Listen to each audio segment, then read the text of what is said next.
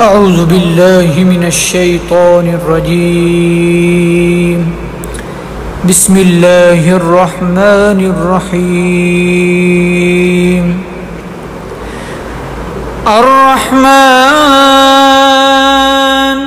علم القرآن خلق الإنسان علمه البيان. الشمس والقمر بحسبان والنجم والشجر يسجدان والسماء رفعها ووضع الميزان ألا تطغوا في الميزان وأقيموا الوزن بالقسط ولا تخسروا الميزان والأرض وضعها للأنام فيها فاكهة والنخل ذات الأكمام والحب ذو العصف والريحان. فبأي آلاء ربكما تكذبان؟ خلق الإنسان من صلصال كالفخار وخلق الجن من مارج من نار. فبأي آلاء ربكما تكذبان؟ رب المشرقين ورب المغربين. فبأي آلاء ربكما تكذبان؟ مرج البحرين يلتقيان بينهما برزخ لا يبغيان. فبأي آلاء ربكما تكذبان؟ يخرج منهما اللؤلؤ والمرجان. فبأي آلاء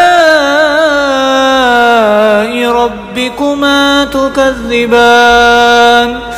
وله الجوار المنشآت في البحر كالأعلام. فبأي آلاء ربكما تكذبان؟ كل من عليها فان ويبقى وجه ربك ذو الجلال والإكرام. فبأي آلاء ربكما تكذبان؟ يسأله من في السماوات والأرض كل يوم هو في شأن. فبأي آلاء ربكما تكذبان؟ سنفرغ لكم أيها الثقلان. فبأي آلاء ربكما تكذبان؟ يا معشر الجن والإنس إن استطعتم أن تنفذوا من أقطار السماوات والأرض فانفذوا لا تنفذون إلا بسلطان. فبأي آلاء ربكما تكذبان؟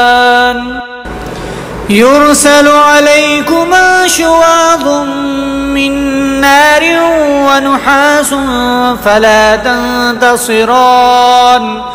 فبأي آلاء ربكما تكذبان؟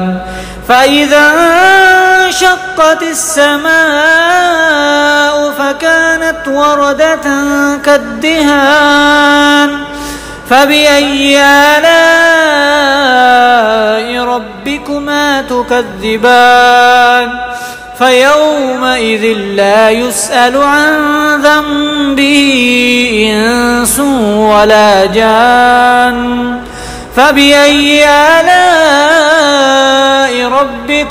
تكذبان يعرف المجرمون بسيماهم فيؤخذ بالنواصي والأقدام فبأي آلاء ربكما تكذبان هذه جهنم التي يكذب بها المجرمون يطوفون بينها وبين حميم آن فبأي آلاء ربكما تكذبان ولمن خاف مقام ربه جنتان فبأي آلاء ربكما تكذبان ذواتا أفنان فبأي آلاء ربكما تكذبان فيهما عينان تجريان فبأي آلاء ربكما تكذبان فيهما من كل فاكهة زوجان فبأي آلاء ربكما تكذبان متكئين على فرش بطائنها من استبرق وجنى الجنتين دان فبأي آلاء ربكما تكذبان فيهن قاصرات الطرف لم يطمثهن إنس قبلهم ولا جان فبأي آلاء ربكما تكذبان كأنهن الياقوت والمرجان فبأي آلاء ربكما تكذبان هل جزاء الإحسان إلا الإحسان فبأي آلاء ربكما تكذبان ومن دونهما جنتان فبأي آلاء ربكما تكذبان مدهامتان فبأي آلاء ربكما تكذبان فيهما عينان نضاختان فبأي آلاء ربكما تكذبان فيهما فاكهة ونخل ورمان فبأي آلاء ربكما تكذبان فيهن خيرات حسان فبأي آلاء ربكما تكذبان حور مقصورات في الخيام فبأي آلاء ربكما تكذبان لم يطمثهن إنس قبلهم ولا جان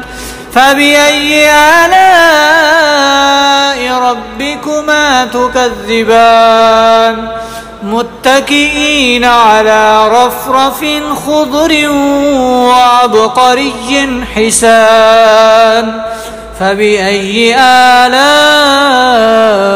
ربكما تكذبان تبارك اسم ربك ذي الجلال والإكرام